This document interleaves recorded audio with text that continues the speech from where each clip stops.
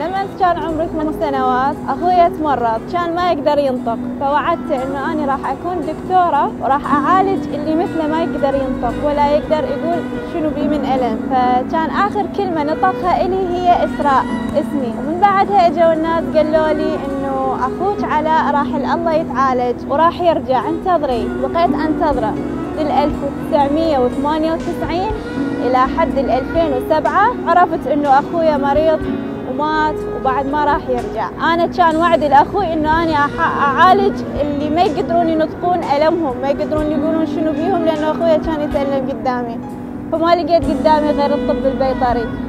أنا دكتورة إسراء، طبيبة بيطرية من النجف.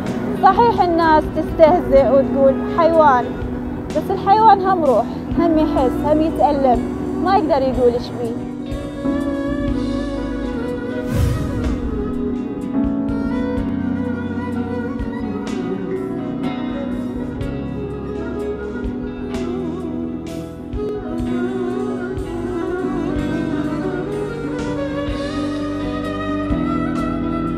أوقع بالمحاضرات، أطلع للمستشفى، أشيل المغذي من إيدي وأرجع للمحاضرة. بالمرحلة الثالثة دعمت السيارة، شللت، آخذ عربانتي بالعربانة وأداوم وأمتحن وأنجح، والحمد لله جاوزت العربانة.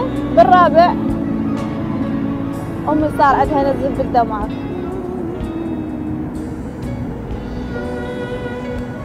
بقيت أداريها بالمستشفى. كل اللي تعلمته بالطب البيطري طبقناه على أمي. ما تقدر تتحرك وما تقدر تاكل. عندنا بالطب البيطري إنه مثل الصوندة ندخلها من خلال الفم أو الأنف وننطي من عندها للحيوان اللي ما يقدر ياكل. وكنت أنا بيدي أقدم لها الأكل وأقول لها ماما أنا هاي تعلمته للحيوانات مو لك ماما. ماما قومي. ماما ماتت.